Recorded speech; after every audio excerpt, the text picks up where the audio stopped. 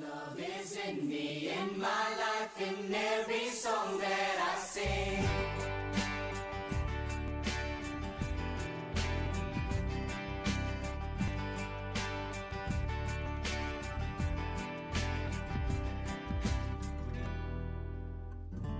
Whenever I cry. Les ofrecemos a continuación esta conferencia de don José Antonio Sayés titulada Alma y genoma humano.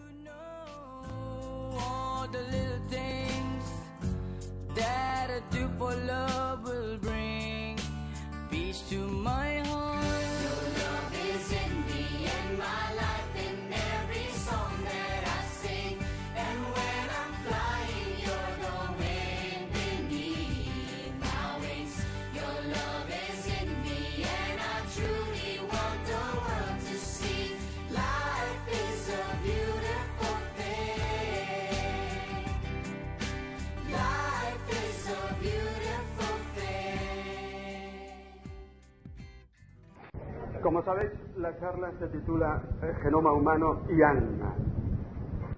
Es decir, la pregunta fundamental que nos vamos a hacer aquí es si el hombre puede reducirse a eso, a genoma. Los medios de comunicación nos han presentado lo que es el genoma humano y resulta que tenemos 30.000 genes, poco más, 400 genes más que un ratón y no mucho más que una araña o una mosca. Y entonces los medios de comunicación han venido a decir, bueno, pues esto es el hombre, esto es lo que nosotros podemos experimentar. Ahora se ha descifrado todo el genoma, como sabéis, y ese ADN que se desarrolla en una especie de hélice, pues ahí tiene unos pares de bases que combinados de la forma adecuada forman los genes. Estas bases son la adenina, la tiamina, la citosina y la guanina. Aunque hay un dato que también hace pensar muchísimo, claro, que es que hay 3.000 millones de pares de bases. De tal manera que si estirásemos el genoma, pues llegaríamos a Marte y volveríamos varias veces. Luego, si nos metemos ya un poco más en lo que son las proteínas, no esas proteínas que llamamos de la carne, sino unas proteínas que dentro de la célula son las encargadas de hacer las funciones de la célula. Son unos aminoácidos compuestos de carbono, oxígeno, nitrógeno e hidrógeno. Y entonces esas proteínas son las que se encargan, por ejemplo, si una célula recibe un impacto de luz, hay una proteína encargada de recibir ese estímulo y de llevarlo a la célula. Una cosa que realmente hace pensar y hace pensar muchísimo. Pero bien, yo lo que os quería decir, no me voy a extender aquí, yo no soy un científico y no me voy a extender aquí en hablar de la complejidad del genoma y poneros ahí todas estas cadenas, porque no es de mi competencia. La pregunta fundamental que nos hacemos aquí es si el hombre se puede reducir a eso. O si se puede hablar de genoma prescindiendo de Dios. Es, digamos, un poco la pregunta filosófica que surge de todo esto. Y antes de entrar en el tema, si queréis, vamos a ver un poco las raíces de este agnosticismo que estamos viviendo hoy en día, para que entendamos un poco más a nuestro mundo, ¿no? Fijaos, hoy ya no estamos en una situación de ateísmo. El ateo es aquel que dice Dios no existe, hace una afirmación. Estamos en una situación de agnosticismo. No conocemos a Dios, no le podemos conocer y por lo tanto prescindimos de Dios. Es distinto. El ateísmo era combativo. El ateísmo, pues, sabéis, tiene una de las raíces principales, el ateísmo moderno en Feuerbach, ha seguido por Marx, Freud, Nietzsche, Sartre. Todos estos ya pertenecen al pasado. La tesis de Feuerbach fue recogida por Marx y por Freud. Feuerbach venía a decir que la fe en Dios nace de que el hombre siente lagunas, siente inseguridad en su vida, siente el límite de la muerte, y entonces se inventa un Dios, un refugio, donde poder encontrar seguridad. Dice, por lo tanto, que no es el Dios el que crea al hombre, sino el hombre el que crea a Dios. De tal manera que cuando el hombre se desarrolle y la ciencia se desarrolle a fondo, llegará un momento en que la gente no necesitará a Dios y por lo tanto la fe desaparecerá. Esa misma tesis la encontramos en Marx. Marx viene a decir que la fe, el opio del pueblo, pues es sencillamente un refugio que se inventa la clase explotada, la clase proletaria, esa clase que se ve obligada a entregar su trabajo a cambio de un salario con el que poder subsistir, pero que es explotado dentro de sí mismo y que entonces esa clase explotada pues necesita un refugio también y se inventa a Dios. Por eso Marx se mete también a profeta. Todos estos han sido profetas. Marx viene a decir que cuando se suprima la propiedad privada de los medios de producción, cuando la clase explotada pueda disfrutar del fruto de su trabajo, esa clase ya se habrá liberado de la explotación y por lo tanto no necesitará a Dios. Y se metió también a profeta. Freud le pasa lo mismo. En Nietzsche cambia la cosa y en Sartre es otra perspectiva, pero como os digo, ese ateísmo ya no está hoy en día vigente. Nuestra situación actual es de agnosticismo. Esta es la cuestión. No podemos conocer a Dios y por lo tanto prescindimos de Él, pasamos de Él. Y aquí, si me permitís, podríamos encontrar tres causas de esta situación. En primer lugar, el cientificismo, que nace de esto, del hecho de que hoy en día la ciencia se ha desarrollado muchísimo, la ciencia ha llegado a encontrar los secretos últimos de lo que es el hombre, y entonces se viene a decir que solamente tiene sentido lo que es empíricamente verificable. Hablar de Dios, hablar del alma humana, eso está fuera de lugar, porque realmente son realidades trascendentes en el caso de que existan y no las podemos conocer. Entonces estos vienen a decir solamente tiene sentido lo empíricamente verificable, aquello que podemos constatar con los sentidos o con los instrumentos, digamos, científicos de investigación. Esto es. Y de aquí surgió una filosofía que ha sido quizás una de las más representativas de este siglo, que es la analítica del lenguaje. Nació del Círculo de Viena, Neurath, Krafft, Schlick, Carnap. Y estos vinieron a decir que solamente hay frases, dos tipos de frases que tienen sentido. Aquellas cuyo contenido es empíricamente verificable. Por ejemplo, si yo digo, este bolígrafo es azul, esto lo puedo comprobar con los sentidos, ¿no es así? Bueno, pues esto tiene sentido. O las frases propias de las matemáticas, que son tautológicas, tauto, lo mismo, aquellas en las cuales el predicado dice lo mismo que el sujeto. 2 más 2 es igual a 4. Esto también tiene sentido. Fuera de estas frases, decir, por ejemplo, Dios existe, esto no tiene sentido. O decir el alma existe, esto no tiene sentido, porque son frases que no son ni empíricamente verificables, ni tampoco tautológicas como las de las matemáticas. Es cierto que después, bajo el influjo de Wittgenstein, pues se llegó a ampliar el ámbito del significado del lenguaje. Wittgenstein tuvo una crisis tremenda de fe y se metió en un monasterio benedictino, trabajando allí de hortelano, para pensar, para reflexionar.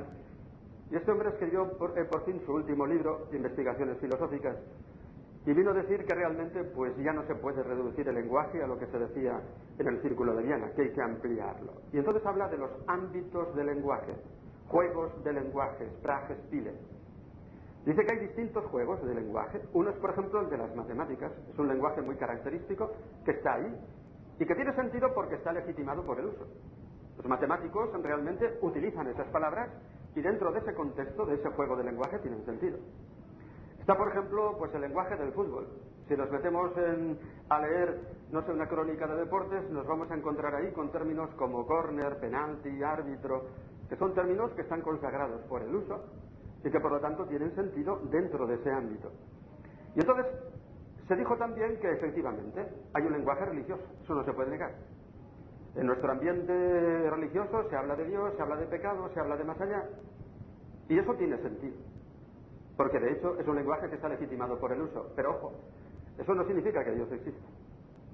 ¿Me habéis entendido? Significa simplemente que se habla de Dios, que se habla del más allá, que se habla del cielo, que se habla de pecado. Eso sí. Por lo tanto, realmente a nosotros esta filosofía nos perdona la vida. Es decir, nos dice, vosotros podéis seguir hablando de Dios. Estamos en una democracia, tenéis un lenguaje, nosotros lo aceptamos, ese lenguaje nos parece legítimo. Ahora, no tengáis la pretensión de decir que Dios existe. ¿Entendido? Eso es otra cuestión. Es una filosofía, como digo, muy representativa de lo que es el cientificismo actual. Luego está influyendo en este agnosticismo actual el relativismo en el que vivimos. Todo en el campo de todo lo que se sale de la órbita de lo empíricamente verificable, eso ya pertenece a la opinión, no a la verdad. ¿Entendido? Es decir, lo que nos enseñan las ciencias, como lo prueban con los sentidos y lo prueban, entonces eso realmente, pues sí, es aceptable y estamos obligados a aceptar esa verdad científica. Nadie puede discutir hoy en día, pues que las bases esas que forman el código genético la adenina, la tiamina, la guanina y la citosina existan. Eso no se puede discutir porque eso se ha comprobado. ¿No es así? Ahora bien, todo lo que excede, trasciende este ámbito de lo empíricamente verificable, eso es opinión. Y particularmente es opinión en el campo de las religiones. Todas las religiones son iguales, porque son intentos humanos de buscar el absoluto. ¿No es así? Y una religión vale lo que vale la otra. Entonces, que nadie tenga la pretensión de decir esta es la religión verdadera. Eso hoy en día no se acepta. Lo mismo, pues, en el campo de la moral. Cada uno tiene su propia conciencia. Y entonces, bueno, pues, no podemos decir que exista una verdad moral objetiva válida para todos. ¿De dónde?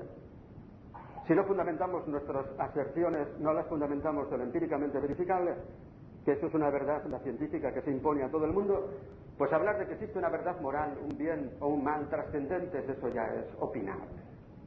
De tal manera que nosotros se nos está metiendo constantemente esto, pues fijaros por la televisión. Hace poco tuve que dar una charla a las muchachas de un colegio, pues de un colegio que es buenísimo, que muchos de vosotros conocéis. Y me dijeron las hermanas, mira, les tiene que hablar, chicas de 16 años, del cuarto mandamiento. ¿Del cuarto mandamiento? Yo nunca he predicado en mi vida del cuarto mandamiento. ¿Por qué? Porque nunca me he confesado yo de ese mandamiento. Yo amaba tanto a mis padres que creo que nunca les he hecho sufrir. Bueno, pues se lo prepare y tiene que hablarles. Y entonces yo indagué un poco entre profesores, profesoras, ¿qué pasa aquí? Y dice, mira, pues que efectivamente estas muchachas con 16 años no obedecen a sus padres. ¿Y de dónde viene eso? Y dando vueltas y hablando con ellos llegamos a una conclusión. Aunque estas muchachas no tengan conocimientos filosóficos, y entonces resulta que en televisión hay un debate sobre la eutanasia. Y salen opiniones para todos los gustos, ¿no es cierto? Entonces sale allí un católico y da su opinión. Sale un ateo y da su opinión. Y estas muchachas llegan a la conclusión de que sus padres tienen una opinión, pero ellas tienen otra. ¿Por qué voy a obedecer yo a mis padres? Mis padres tienen una opinión, pero que es trasnochada, yo tengo otra opinión. ¿Por qué voy a obedecer? Es decir, cuando nosotros éramos chavales, dábamos por supuesto que existía la verdad. Y entonces dábamos por supuesto que nuestros padres nos podían comunicar la verdad. Y nosotros obedecíamos. O íbamos a un colegio y partíamos del supuesto de que existe la verdad. Y nos formábamos. Hoy en día todo es opinar. Y por último hay otra tercera fuente, digamos, de este agnosticismo en nosotros mismos. En los cristianos y particularmente en la teología. La teología está pecando en estos últimos años muchísimo de fideísmo. ¿Fideísmo qué es? Pues fideísmo es una fe que rechaza toda apoyatura racional. No podemos tener certezas de que estamos en la verdad. Entonces la fe es un sentimiento. Y la fe es algo que se justifica en sí misma. Que no puede apoyarse, digamos, en absoluto en la razón, en pruebas de la existencia de Dios, en pruebas de la verdad de Cristo. Pero ya eso se ha metido en la teología, y ese es mi propio campo, hasta tal punto, que hoy en día, por ejemplo, pues te rechazan en teología que los milagros sean pruebas de la divinidad de Cristo. Y aquí hay una que se está sonriendo porque perdió 3 kilos de peso, Anatoque, por defender en una facultad de teología la historicidad de los milagros de Cristo. ¿No es cierto, Anatoque? 3 kilos perdió. ¿Entendéis? Y lo mismo pasa con la resurrección. Bueno, fueron visiones interiores. Esto está haciendo un daño terrible, ¿sabéis? Porque esto está llevando a que hoy en día ya no existan intelectuales católicos. Ojo con esto. Es una comprobación que no hay intelectuales católicos. Es una comprobación. Y empiezas a darle vueltas a esto y dices, ¿qué pasa aquí? ¿Qué pasa aquí? Hace poco leí en Alfa y Omega una entrevista que le hacían a un periodista francés, que yo no lo conocía de nada, Imbert, que es director de un periódico francés, Le Point, y que es ateo. Y el hombre defendía la siguiente tesis. ¿Qué está pasando en Occidente? Ha escrito un libro sobre ese tema. Y dice, la pérdida de los valores que estamos teniendo hoy en día en Occidente no se debe a la Ilustración francesa. Porque la Ilustración francesa ciertamente era un movimiento laico que tuvo un influjo pernicioso, pero en Francia, después de la Ilustración francesa, seguían vigentes los conceptos cristianos. En Francia se seguía hablando del más allá, se seguía hablando de pecado, se seguía hablando de demonio, se seguía hablando de todo eso, y había una referencia. Hoy en día no tenemos esas referencias en nuestra cultura. Y claro, decía, yo soy ateo, pero es que Francia es un país que tiene que vivir con esos conceptos, porque es que si no se hunde. No es el que nos lo tenga que decir un ateo, ¿no es cierto? ¿Y qué ha pasado entonces aquí? Dice, esto se explica por la crisis interna que vive el cristianismo desde hace 30 años. Así de claro. Esto da lugar a muchas preguntas después y a mucho debate, lo dejo para después. Pero ciertamente es que la teología hoy en día no te deja utilizar conceptos como el concepto de alma. Y vosotros diréis, ¿están locos? Pues claro que estamos locos en el campo de la teología. No se puede utilizar el concepto de alma hoy en día en teología. De tal manera que recuerdo una conversación en Roma, uno que defendía la tesis en ese sentido, de que no se debe hablar del concepto de alma, me dijo, preséntame tus teólogos, dime cuántos teólogos conoces tú que defiendan claramente el concepto de alma. Me puse a contar con los dedos y me salían 6. Vais a decir, está exagerando usted. No exagero en absoluto. Vosotros todavía tenéis el concepto de alma, pues porque lo habéis recibido en la catequesis o habéis leído el catecismo de la Iglesia Católica, que habla maravillosamente del alma, pero en el campo teológico, técnico de la teología, es un concepto que no se puede emplear. Nosotros llevamos en la Iglesia Católica 30 años sin hablar del más allá. ¿No es así? ¿No es así? 30 años sin hablar del más allá. Hay conceptos como el de demonio que no se puede utilizar. Y claro, fijaros una cosa, si quitamos el concepto de demonio, tendríamos que tachar a Chesterton, tendríamos que tachar a Papini, tendríamos que tachar a Goethe, ¿no? ¿Cómo un intelectual católico realmente a lo largo de la historia puede escribir sin hablar de ello? Entonces hay una crisis que nace de aquí, lo dejo de momento esto y si queréis después en el diálogo hablamos. Y entonces el hombre moderno es un hombre que está perdido y que no tiene otra salida que no pensar, para no encontrarse con el vacío inmenso que lleva en su corazón. Hoy estamos en una crisis tremenda del pensamiento, porque cuando había ateos, había combate, ¿no es cierto? Había combate, se atacaba al cristianismo, porque el cristianismo proponía unos conceptos claros. Hoy en día es que el problema de la teología no propone unos conceptos claros y con esa raíz fideísta no transmite certezas de fe. Yo os diría, lo podéis comprobar por vosotros mismos. Buscad un sacerdote allí donde viváis que os dé una charla a un grupo de jóvenes universitarios sobre la existencia de Dios y pruebas del conocimiento de Dios. ¿Vale? Buscad. Buscad un sacerdote que os hable sobre los milagros de Cristo como pruebas de la divinidad y del cristianismo. Buscad. No transmitimos certezas, no fundamentamos la fe. Y entonces realmente el pensamiento se viene abajo y la consecuencia de ello es, como decía este periodista, que no existen intelectuales católicos. Porque la teología realmente no está sirviendo a eso. Y como digo, la salida es no pensar. Cada uno tiene su propia conciencia, estamos en una democracia, respetamos la conciencia de todo el mundo y la palabra sagrada es tolerancia. Pero ojo con esta palabra de tolerancia. Yo no la uso nunca, prefiero hablar de respeto a la persona humana.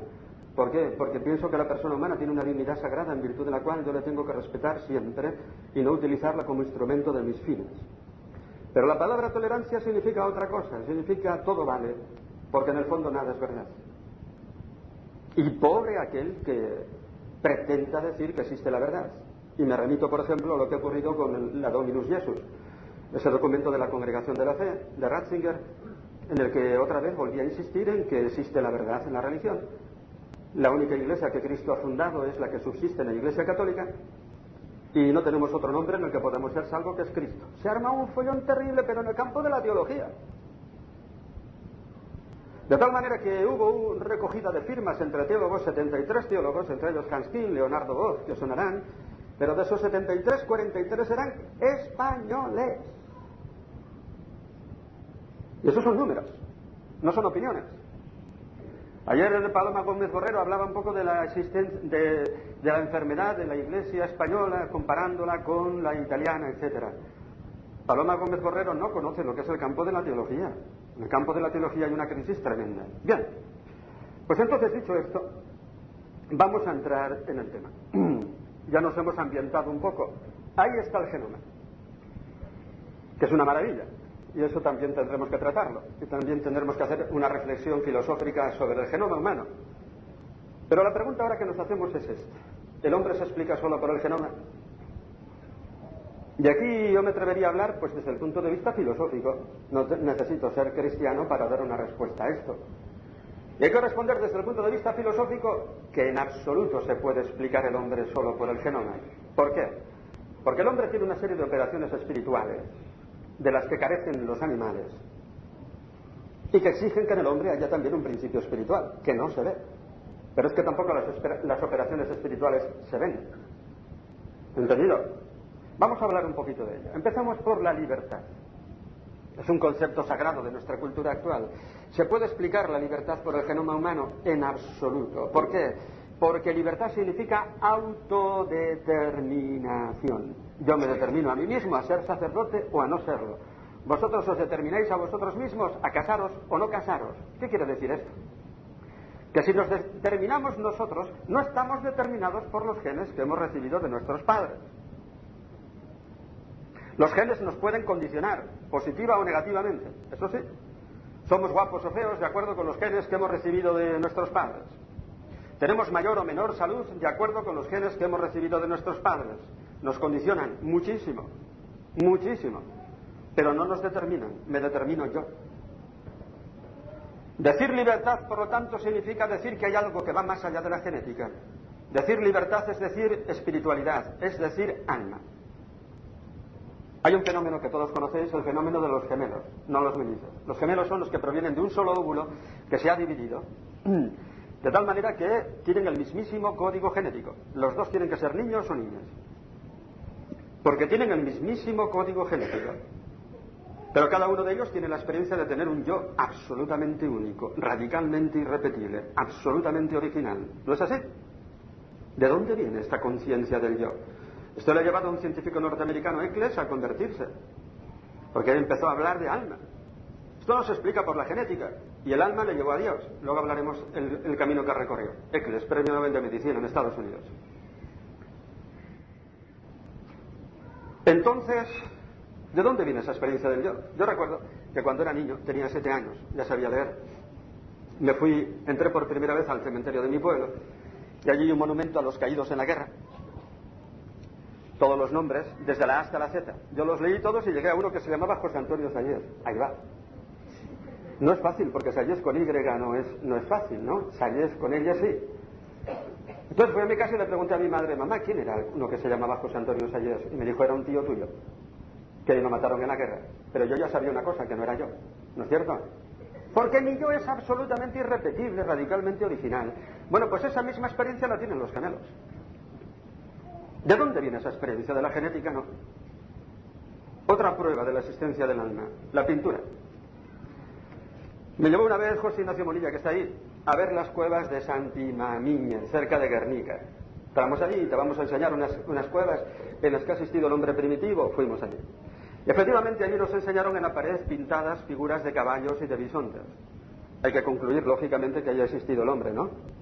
¿Por qué? Porque los animales no pintan. ¿Por qué no pintan los animales? Porque tú no pintas un caballo si no tienes el concepto abstracto de caballo, si no tienes clara de la definición de la esencia de caballo. Pero ese es un conocimiento abstracto que supera lo sensible. ¿No es cierto? Por eso los animales no pintan, está clarísimo. Si no tienes claro el concepto de caballo, prescindiendo de lo fenoménico, de que sea blanco o negro, prescindiendo de que huela o no huela, la esencia. Un cuadrúpedo, mamífero, con crines, como lo queráis definir. Eso ya es indiferente. Por eso no pintan los animales. Pintar es un hecho espiritual. Los animales no tienen lenguaje simbólico, tienen un lenguaje emotivo con el que expresan las emociones subjetivas, el celo, el hambre, la sed, eso sí. Pero no tienen diccionarios. Los animales no tienen diccionarios. Todavía no me he encontrado yo un oso con un diccionario en las patas. Y cuidado que busca osos, tampoco he encontrado osos. Una vez en Estados Unidos me fui con un amigo, Javier Igea, que conocéis, que él había visto un oso en las montañas de Catskills. Y dijo, mira, Sayés, esta vez pescamos un oso. Fuimos donde él lo encontró, luego no estaba, lo buscamos, nos perdimos por todas aquellas inmensas montañas. Fue bonito perderse allí, ¿sabéis? Claro, la gente es que no sabe pecar, porque es delicioso perderse en unas inmensas montañas. Fue una experiencia magnífica. Bueno, ¿cómo salimos? Nos pusimos nerviosos. Vamos a seguir por aquí, ya llegaremos. A una carreterita, a una casa, venga, en línea recta. Llegamos efectivamente a una carreterita, pasó un viajete en una camioneta, le hicimos autostop, nos cogió y salimos, ¿no? Esas aventuras son pecadicos, ¿entendido? Sabrosos, ¿no es cierto? Y la gente es que no sabe pecar, no sabe pecar. Bien, los animales no tienen diccionarios. ¿Por qué? Porque no ponen nombres a las cosas.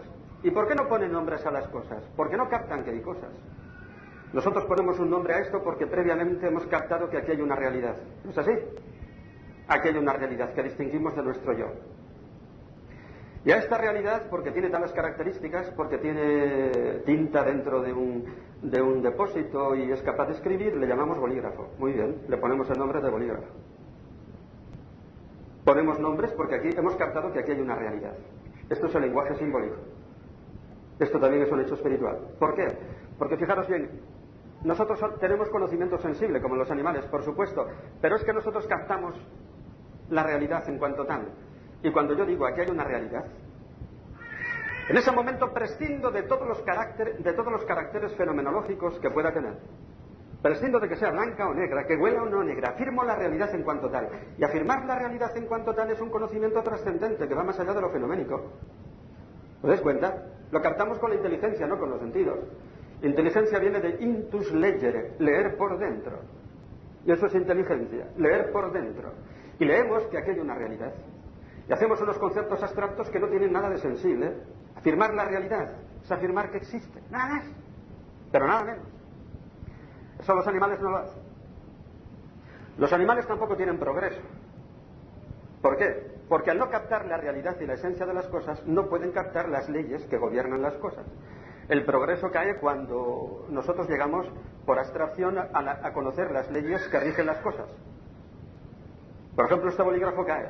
Eso también lo ve un animal. Pero nosotros llegamos a conocer una ley, la ley de la gravedad, ¿no es cierto? Ahí nace el progreso. Ahí está el progreso. Los animales no tienen ética. No podemos decir de un lobo que sea malo porque come corderos. Él cumple con su código genético. Está determinado por su código genético a comer corderos. No tienen ética, no tienen el concepto de bien y del mal. Y por supuesto los animales no tienen religión. Ahí tenéis entonces, nos vemos obligados a hablar de alma, si queremos entender bien al hombre. Y es curioso, a principios de siglo se hizo una encuesta en Estados Unidos con 1000 científicos de 100 universidades diferentes y se les proponían preguntas sobre la existencia de Dios, del alma, si creían o no. Y en esa encuesta, más o menos, no recuerdo con exactitud las cifras, más o menos un 50% de científicos creían en Dios y otro 50% no creían. Y el que hizo la encuesta se metió a profeta y dijo que a finales de siglo los científicos en Estados Unidos no creerían en Dios. Se ha repetido la misma encuesta, con las mismas preguntas, con 1000 profesores, con 1000 científicos de las mismas universidades. Y resulta que ha subido el porcentaje, más o menos al 75% de creyentes en Dios en los científicos norteamericanos. El hombre no se puede explicar solo por la ciencia, eso es evidente. Pero volvamos al genoma. Perdón, me queda otra cosa. ¿Y de dónde viene ese alma? Decía Santo Tomás una cosa preciosa. Él no sabía genética como nosotros, pero decía, el alma no se puede generar, porque no se puede dividir. Se divide lo material. ¿Veis? Yo rompo esta tiza y tengo 2 tizas. Los cromosomas de nuestros padres se han roto, se han dividido y aquí estamos nosotros. Pero el alma, dice Santo Tomás, no se puede dividir y por lo tanto no se puede engendrar. Entonces, ¿de dónde viene? Y afirma categóricamente, creada directamente por Dios en cada uno de nosotros. Por eso cada uno de nosotros tiene la conciencia de un yo absolutamente irrepetible, radicalmente original. Y aquí es donde se fundamenta la moral. ¿Dónde se fundamenta la moral? ¿En la conciencia, como pretende el hombre moderno? No. La conciencia no es la fuente de la moralidad. También los etarras matan en conciencia, ¿sí o no? Porque piensan que es el medio necesario para conseguir la independencia del País Vasco. Matan en conciencia. La conciencia es un instrumento que Dios nos ha dado para buscar la verdad. No es la conciencia la que exige, sino la verdad objetiva la que exige a través de la conciencia. ¿Y entonces dónde se basa esa verdad moral? Pues señores míos, la veritatis splendor, en que el hombre no solamente es materia. Si el hombre fuera simplemente materia no podríamos fundamentar la moral. ¿Por qué? Porque la materia la podemos convertir en instrumento de nuestros propios fines. ¿Podemos comer pollo? Claro que podemos comer pollo, porque es simplemente materia. En la dignidad trascendente de la persona humana podemos comer pollo, sí. ¿Por qué no puedo matar a un hombre? Porque el hombre no solamente es materia, es alma. Y tiene por lo tanto una dignidad sagrada. Ahí está. Quitad a Dios. Si quitamos a Dios, tendríamos que quitar el alma humana. Y el hombre queda reducido a materia. Si Dios no existe, el hombre es un animal. A esa conclusión llegó Ecles, que ya lo había dicho Santo Tomás. Si Dios no existe, decía Dostoyevsky, todo está permitido. Si Dios no existe, el hombre es un animal. Con esto no quiero decir que todos los ateos sean unos degenerados. No. Hay ateos que no abortan. ¿Por qué? Porque tienen principios morales que los han recibido de su educación, que los han recibido de su ambiente, etc. Lo que quiero decir es que desde el punto de vista filosófico, metafísico, no podemos fundamentar la moral al margen de Dios. Dicho de otra forma, en términos generales, si se quita a Dios, se nos vienen abajo todos los principios morales y todos los valores morales. En principio. ¿Lo habéis entendido? Con lo cual no quiero decir que todo ateo sea un degenerado. No digo eso. Lo digo desde un punto de vista objetivo. Pero en términos generales también ocurre así. Se nos viene todo abajo. Y esto hace pensar, ¿sabéis? Porque en esto consistió el pecado original. Adán pecó no comiendo una manzana, ¿sabéis? Si abrís el Génesis no encontraréis una manzana por ninguna parte. Esa manzana no aparece hasta el siglo XII, que le he seguido yo la pista. El pecado de Adán consistió en querer comer del árbol de la ciencia del bien y del mal, que es una imagen, en el sentido de que la ciencia del bien y del mal corresponde a Dios, Él determina el bien y el mal, y lo que propuso el demonio es decir, ¿tú por qué vas a obedecer? ¿Por qué? El pecado demoníaco es eso. El hombre que no acepta su creaturalidad, como no la aceptó Satanás, no aceptó su creaturalidad. Y lo que le dice el demonio a Cristo es, no obedezcas, no vayas a la cruz. Las tentaciones en el desierto no son tentaciones de gula o de... No, eso de convertir las piedras en pan tiene un sentido mesiánico. Esperaban que el Mesías, cuando llegase, habría de realizar los grandes milagros que Yahvé hizo en el Antiguo Testamento, en concreto el maná. Venga, haz el milagro del maná y que te aclamen como Mesías, coges la espada, llevas al triunfo, yo te ofrezco todo el mundo, le dice el demonio, te ofrezco todo el mundo si me hincas la rodilla. Y esto es lo que pretende el demonio con Cristo. No obedezcas. Entonces, realmente el pecado del hombre moderno pienso que es eso. ¿Yo por qué voy a aceptar a Dios? Es lo de Nietzsche. Si Dios existiera, yo no podría soportar no serlo. Y el hombre entonces realmente dice, ¿por qué voy a depender de otro? Cuidado, que este es el pecado satánico. Este. Pecar por debilidad es también pecado, pero eso por lo menos tiene un justificante. Este otro pecado satánico es no querer aceptar la creaturalidad. Bien, pero volvamos al genoma. Ese genoma tan maravilloso que tiene 3.000 millones de pares de bases, con esas proteínas que realizan todas las funciones dentro de la célula, ¿se puede explicar por evolución simplemente? Sin que recurramos a Dios. Esta es la pregunta. La otra pregunta que tenemos que resolver. Y aquí se nos habla de la teoría de la evolución. ¿Y sabéis que un cristiano puede aceptar la teoría de la evolución? Lo dice la Humani Generis 1950. Un cristiano puede aceptar la evolución por lo que respecta al cuerpo humano, no el alma, que viene directamente creada por Dios. Con esa salvedad podemos aceptar la teoría de la evolución, no hay problema. Porque cuando el Génesis dice que Dios formó al hombre de barro, es una imagen para decir que realmente tiene un elemento material. ¿De acuerdo? Y con el soplo de Dios, pues se convierte en un ser vivo, ¿de acuerdo? Muy bien. Entonces podemos aceptar la teoría de la evolución. Y ahora nos dice la ciencia que realmente todo este mundo viene del Big Bang, una explosión que tuvo lugar hace 15.000 millones de años, con una partícula tan pequeña que es 0,4801 fracción de núcleo de átomo de hidrógeno, que es el más pequeño. Y explotó en una fracción de segundo, que es 0,3101 fracción de segundo. Entonces explotó eso y aquí estamos nosotros. Entonces, claro, podemos aceptar la teoría de la evolución. El problema no es afirmar la evolución. El problema es explicar la evolución. Y la ciencia pues nos dio una respuesta primero con Darwin. Darwin vino a decir que las distintas especies de animales surgen porque el medio ambiente cambia. Entonces los animales se tienen que adaptar al cambio del ambiente, generan órganos nuevos, ¿no? Y con ello vienen especies nuevas. Pero esa teoría de Darwin hoy en día no la sigue nadie. ¿Por qué? Porque ningún científico acepta que por adaptación al ambiente surja una especie nueva, dado que Darwin no conocía la existencia del código genético y nosotros lo conocemos perfectamente. Y sabemos que el código genético de un hombre o de un mono no cambia a lo largo de su vida. Es siempre el mismo código genético. Se ha abandonado, por lo tanto, esta teoría y ahora se está en lo que se llama el neodarwinismo. ¿Entendido? Que es otra explicación. Teoría que siguen ateos como Jacques Monod y otros. Viene a decir que surgen mutaciones genéticas al azar y que esas mutaciones genéticas se consolidan en el ambiente, entonces surge una especie nueva. Bien, aquí hay una lucha, digámoslo así, porque por una parte son muchos los que dicen que no se conoce ninguna mutación genética que cambie la especie.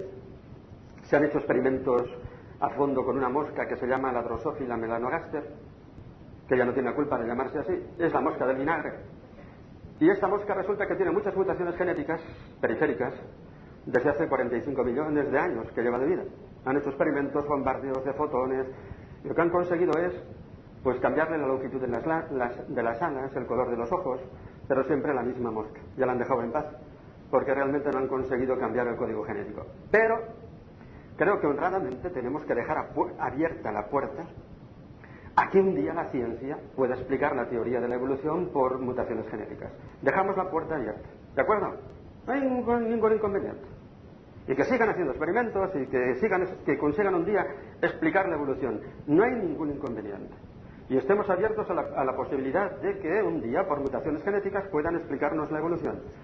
El problema es lo que dice Jacques Monod, que esas mutaciones genéticas surgen por azar. Cuidado, eso ya no es propio de un científico, eso es hacer filosofía, y filosofía de la mala, que es lo que le pasa muchas veces a los científicos, que no saben nada de filosofía. En Estados Unidos los científicos andan en filosofía como Clinton en castidad, ¿entendido? Y entonces te sacan conceptos y te dicen, sí, porque no tienen estudios de humanidades. En Estados Unidos el nivel es muy alto en la investigación, en el doctorado, pero en su bachiller no aprenden nada. Tú les hablas de Felipe II, Carlos V, ¿entendido? Y les dices que eres Spanish. Ah, sí, ahí donde está México. No, hombre, no, de Spain, que está al otro lado del Atlántico. Ah, tienen que recordar que hay un país que se llama, viven en otro mundo. La cultura en ellos es todavía peor que la nuestra. Solamente en el campo científico del doctorado, es ahí donde tienen grandes universidades y grandes investigaciones, ahí sí. Bien, entonces hay que decir a Jacques Monod, no utilice usted el concepto de azar, eso ya no le compete, porque eso es filosofía y filosofía de la mala. Porque el azar se puede emplear este concepto cuando se trata del orden convencional. Por ejemplo, llamamos orden convencional al orden de las letras alfabético. Primero la A, la B y la última la Z. Si las recortamos en cartón y las echamos al aire, ¿cabe al menos la posibilidad teórica de que un día salieran ordenadas? Sí. En ese azar convencional podemos hablar de casualidad. Pero en el orden objetivo no. ¿Qué es orden objetivo? Allí donde se encuentra un diseño. ¿Aceptaría alguno de vosotros que la Catedral de Burgos se forme por casualidad? Nadie. Y la cosa es bien sencilla, todas las piedras son iguales, grises, de la misma cantera de Ontoria, unidas por la misma argamasa, sencillísimo. Pero nadie aceptaría que se forme por casualidad, ¿por qué? Porque es un diseño. Y donde hay un diseño tiene que haber una inteligencia que lo haya diseñado. Y la pregunta es, ¿el hombre no es un diseño impresionante, infinitamente mejor que la Catedral de Burgos? Te pones a pensar y dices, bueno, vamos a ver. No aceptaríamos que una máquina de fotos se forme por casualidad en la cumbre de un monte. Yo tengo que aceptar que mi vista, que funciona mucho mejor que una máquina de fotos, se haya formado por casualidad. Vamos a ver. Una máquina de fotos te saca 36 fotos y tienes que tirar la película. Yo tengo una retina toda la vida y estoy sacando millones de fotos cada día en color. Una máquina de fotos te saca mal los colores muchas veces. La máquina de fotos, por supuesto, no capta el movimiento que captamos nosotros con los ojos. Captamos el movimiento. La máquina de fotos tiene una funda para protegerla, claro, y nosotros unos párpados, vaya qué casualidad. ¿No es cierto? Y unas cejas que están aquí para filtrar el polvo que puede caer verticalmente y dañar a mis ojos. No nos metamos con el cerebro humano. Menudo diseño. Yo cierro los ojos y digo, vamos a ver, el cerebro humano funciona mejor que cualquier computadora. Cierro los ojos y digo, vamos a ver, voy a acordarme de mi pueblo, ya está. Tengo miles de fotos de mi pueblo en color. El puente, el río Arga que pasa por debajo, el monte, un castillito encima, la torre del siglo XVI, las cigüeñas, el paseo donde hay un viejecito con el que paseo y que dice que el mundo va mal porque hay mucha envidia y mucha mujer que fuma. Miles de fotos en color, miles de fotos en color. ¿Qué computadora te da miles de fotos en color en un segundo? ¿Me queréis decir? ¿Hay alguna computadora que te dé miles de fotos en un segundo? En color. Y esto lo da en un segundo. ¿Y sabéis de qué está hecho el cerebro? El 80% es agua. ¿Cómo se hace una computadora con agua? Entonces hay que deducir aquí que realmente esto está diseñado. El hombre es un buen diseño. Y un alumno de Nueva York, que es de Cádiz, contesta en español. Y la mujer todavía mejor, dice. El hombre es un diseño magnífico. Entonces, ¿qué pasa? Vamos a la teoría de la evolución. Y hay que explicar entonces cómo esa partícula que explotó hace 15.000 millones de años, que no la vemos, que es insignificante, era tan inteligente para producir todos los diseños que han surgido después. Además, los evolucionistas hablan cada vez más del principio antrópico, es decir, que todo va dirigido, parece dirigido al hombre, porque llegas a los escarabajos y hay 100.000 especies de escarabajos. Pero luego llegas al orangután, solo 4 especies de orangutanes. Llegas al hombre y solo una especie de hombre. ¿Quién ha dirigido todo esto? Y resulta que entonces hay científicos creyentes, como Grasset, francés, y vienen a decir, miren ustedes, señores, yo creo en la evolución porque creo en Dios. Porque si Dios va dirigiendo esta partícula, entonces se entiende que salgan estos diseños, que son impresionantes. Si no, no lo explicaremos nunca. De tal manera que dice, antes se empleaba la teoría de la evolución para atacar la fe en Dios. Hoy hay que creer en Dios para salvar la teoría de la evolución. Con esto no quiero decir que realmente no dejemos la puerta abierta a los científicos en su campo, que sigan investigando, es lo suyo, y un día podrán explicar la teoría de la evolución a través de las mutaciones genéticas. ¿De acuerdo? Que lo expliquen. Esa es su competencia. Pero que no metan la palabra azar. ¿Me habéis entendido? Que eso es filosofía. ¿Me habéis entendido la cuestión? Que no metan la palabra azar. Nosotros no tenemos... Yo como filósofo no tengo que hacer ciencia, pero también le pido a un científico que no haga filosofía. ¿Me habéis entendido? Que son competencias distintas porque tienen que recurrir a esos conceptos que no explican nada. ¿Todo ha surgido por el azar? Pues mire, no. No. Aquí es donde tiene que funcionar el sentido común. Muy bien. Ahora bien, nos vamos acercando al final. Si Dios existe, y hemos llegado a Él por la vía del alma y por la vía del orden, la quinta de Santo Tomás, ¿por qué no habla? ¿Por qué no nos dice cuál es el sentido de la vida, de dónde venimos y a dónde vamos? ¿Por qué no nos dice cuál es el sentido del dolor, del sufrimiento y de la muerte? Esa es la pregunta, a mi modo de ver. Porque realmente si no hubiera habido una voz de Dios, pues yo me encontraría en una oscuridad inmensa y os pasaría a todos lo mismo. Sí, llegaríamos a conocer que Dios existe.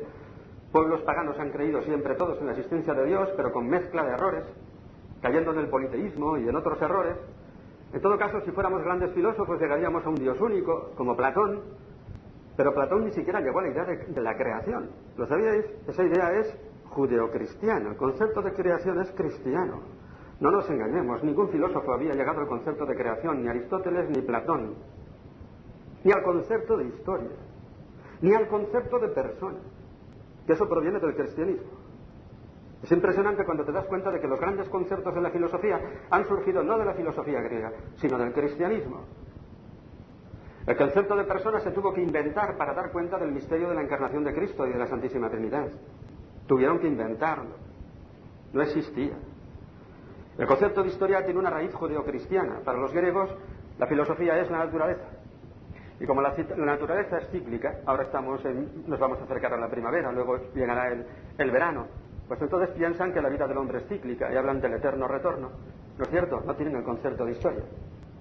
El concepto de historia nace de que Dios interviene aquí, con una promesa que se ha de realizar en el futuro. De ahí nace el concepto de historia, del cristianismo. Entonces sí, pobres de nosotros si no hubiésemos tenido esa voz de Dios, esa palabra de Dios. Dios ha hablado.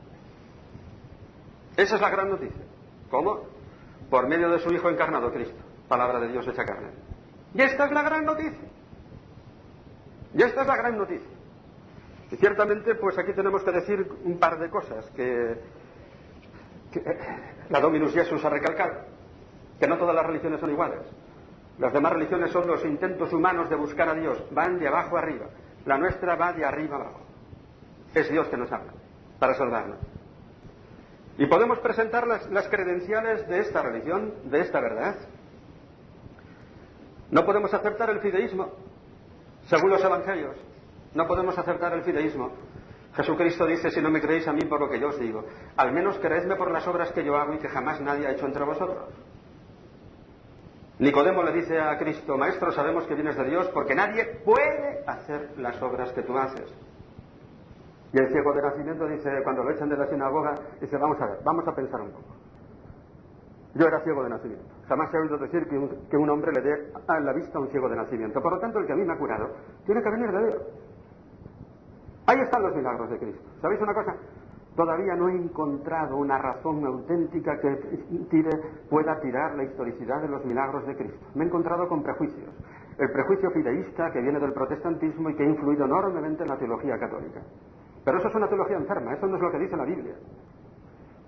Los protestantes cuando leen la Biblia, la leen ya, digamos, con prejuicios, porque parten del prejuicio de que el hombre está totalmente corrompido por el pecado original, que la razón humana está corrompida por el pecado original y que la razón no puede decir nada. Decía Lutero que la razón y la filosofía es la jefa de las prostitutas del diablo. Decía, Lutero se le puede agradecer, ¿sabéis?, el lenguaje que tiene tan claro, porque nunca deja dudas de lo que quiere decir. Es tajante, duro, ¿no?, fuerte, apasionado. Y ahí están los milagros de Cristo. Bueno, pues vamos a los milagros de las otras religiones. En el Corán, siempre que a Mahoma le piden milagros que justifiquen su revelación, dice que él no tiene poder de hacer milagros. Leeros el Corán. Es aburridísimo. Pero leeroslo si tenéis paciencia. Y veréis cómo siempre dice que él no tiene poder de hacer milagros, Mahoma. El budismo. Buda tampoco hizo milagros. Lo que pasa es que una rama del budismo, de 500 años después, el Mahayana, le ha atribuido milagros. Pero así cualquiera. A mí también me podrían atribuir milagros dentro de 500 años, ¿no es cierto? Pero los milagros de Cristo están escritos ahí para el año 50. Y ojo que él tuvo 6 años más de lo que nosotros habíamos calculado. Moriría de 39. En el año 50 seguramente el Evangelio de San Marcos ya estaba escrito según los descubrimientos del padre O'Callaghan en las cuevas de Qumran. En todo caso, en el año 70.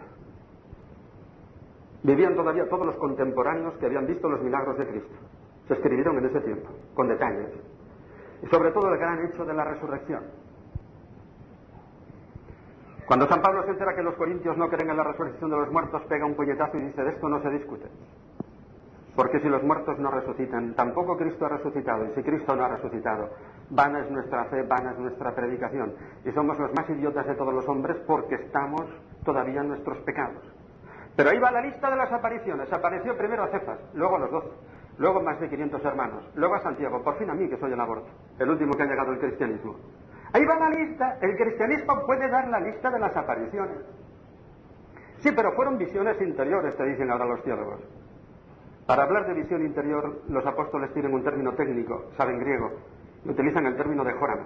Cuando San Pedro una vez tiene un sueño por la noche, no, por la siesta creo que era, lo cual prueba que la siesta es de derecho divino. Entonces, pues, vio bajar un mantel del cielo cargado de animales que le dijo una voz, come de estos animales que no hay ninguno que sea impuro, para aceptar a los paganos, a la fe cristiana. Se despierta y dice, he tenido un jorama.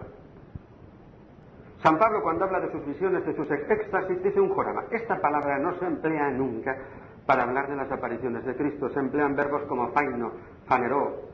Faino suena de la palabra epifanía, ¿no es cierto? Faneró, cuando estudiaba yo en la escuela de mi pueblo, recuerdo que había plantas fanerógamas y criptógamas, no sé si siguen existiendo. Fanerógamas son aquellas que tienen los órganos reproductivos visibles, faneró. Cristo se mostró visiblemente, de tal manera que la comunidad primitiva se dedica a dar la martiría, el testimonio de lo que ha visto y oído externamente. Y esa martiría tiene un sentido judicial. ¿Por qué? Porque con ella pretenden anular la sentencia del Sanedrín. Jesús ha sido condenado como un maldito de Dios. Porque dice la Escritura, maldito el que cuelga en el madero. Pero esa sentencia no venía de Dios, porque nosotros hemos visto a Cristo resucitado. Por lo tanto, queda anulada. Y cuando el Sanedrín les dice que no pueden seguir predicando a eso, ellos dicen, nosotros no podemos callar lo que hemos visto y hemos oído. Si limpiamos a la teología de prejuicios, nos encontramos con esto. Y esto es el cristianismo, y la vida tiene sentido, gracias a esto. De tal manera que si gente buena se salva en otras religiones, se salva por la gracia de Cristo, que sale de su misterio pascual, no hay otra. Y a un pagano le puede llegar esa gracia de Cristo por caminos que Dios conoce, dice el Concilio Vaticano II. Pero esas religiones, en cuanto tales, no son instrumentos de salvación. No garantizan el encuentro con Cristo, con Dios, aunque tengan elementos buenos y positivos, que duda cabe. Por lo tanto, esto de ser cristianos es lo más grande que se puede ser en este mundo. Porque a partir de ahí ni el pecado tiene la última palabra. Nosotros podemos dejar nuestros pecados en manos de Dios, recibir el perdón y desaparecen.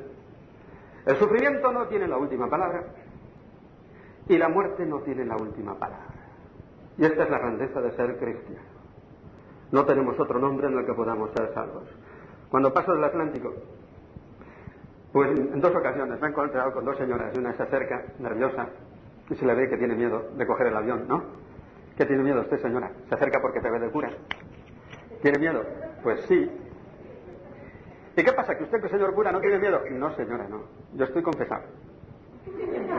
Si se cae el avión, me voy al cielo y salgo ganando, se queda la mujer. Y luego ya sale el avión y en un momento determinado viene ella por el pasillo haciéndose la distraída. Y entonces de un sitio le pregunta a mí y me dice: padre, ¿me puedo sentar aquí? Siéntese, señora. Y empieza a hablar. Yo digo: señora, usted lo que quiere es confesarse, ¿verdad? Y dice: pues sí. Vale, venga, aquí mismo. Ave María Purísima, sin pecado concebida. Sí, está. Eso es ser cristiano. Podemos tener un duro menos, podemos tener un problema más, podemos tener una marginación, ¿no es cierto? Podemos llevar la cruz y qué importa si esa cruz es la que da sentido a nuestra vida. Los otros se quitan la cruz. ¿Y entonces qué ocurre? Que tienen que terminar en el psiquiatra. Ya lo decía Bernanos: un cura menos, 100 brujos más. Había que decir ahora: un cura menos, 100 psiquiatras más. A los jóvenes con los que trabajo les digo: que no encontréis trabajo, haceros psiquiatras. Que vamos a necesitar uno por cada caña. ¿Entendido? Eso es. Y entonces realmente esto es la grandeza de vivir en la verdad. La verdad existe. Y además termino con esto: no hay más luz en este mundo. La filosofía se ha agotado. La única salida que tiene el hombre moderno es no pensar, para no encontrarse con el inmenso vacío que lleva en su interior. Pues nada más.